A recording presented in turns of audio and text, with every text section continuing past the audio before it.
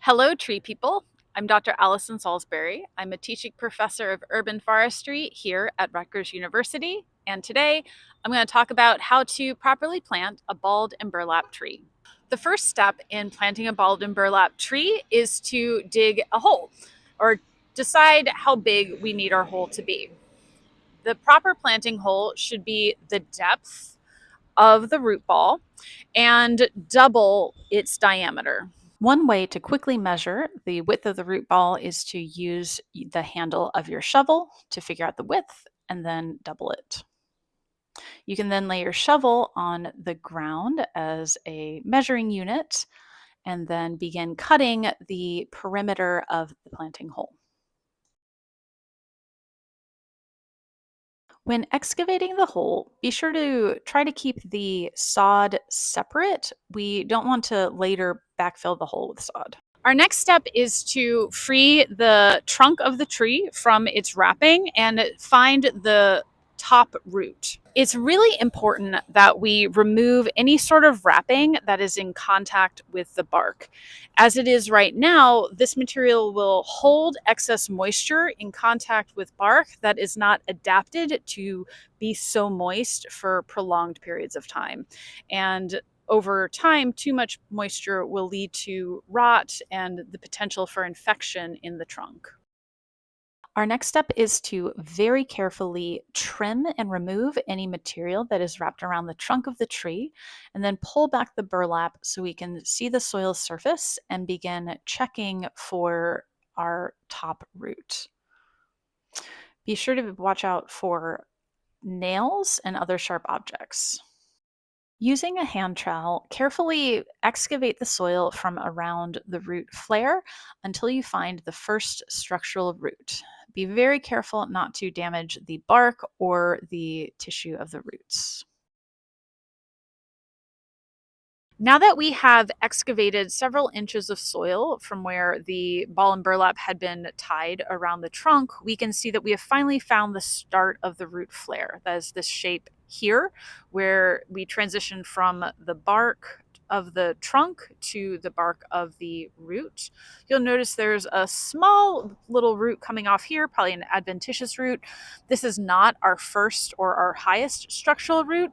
This bulge over here is, and over here on this side we can also see root flares starting to emerge. This is the depth at which the tree should be planted. Before planting, be sure to remove any wrapping that is around the branches of the tree that would restrict their growth. As a team, carefully roll the root ball into the center of the planting hole. Now that we have maneuvered the tree into the planting hole, we are going to remove the wire basket.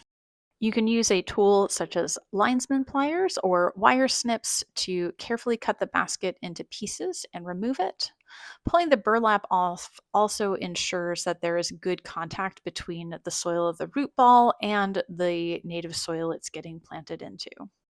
Before beginning to backfill, make sure that the root ball is able to sit level in the hole and is at the correct planting height, level with the rest of the ground. One thing we want to be cognizant of in certain types of soil is glazing that can occur when we're excavating. Glazing is when we get a very smooth, it almost looks like clay-like surface that forms on the side of the planting pit. As the soil dries out, it can form a very hard surface that will be difficult for the roots to penetrate over time.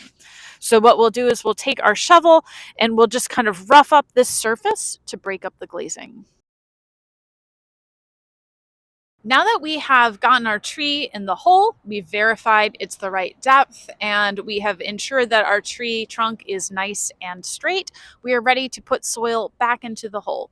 We're going to backfill with the soil that we excavated. We have a nice large area now for our roots to grow into with soil that we know is not compacted, and there is room for the tree to grow. One thing we don't want to put back in the hole is any turf that we may have excavated or other organic matter.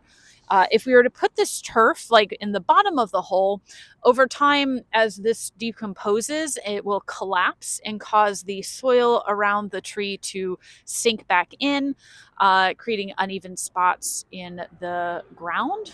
So we only backfill with the soil we excavated. We need to leave the turf out.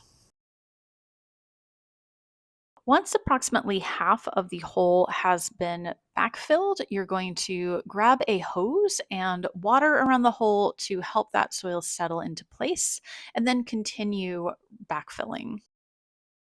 Once you've finished backfilling the rest of the hole, add more water again to help that second layer of soil settle in. And here we have it. We have added a little extra water over our excavated hole and then covered it with, in our case, some leaf mulch, but wood chips would be perfectly acceptable as well.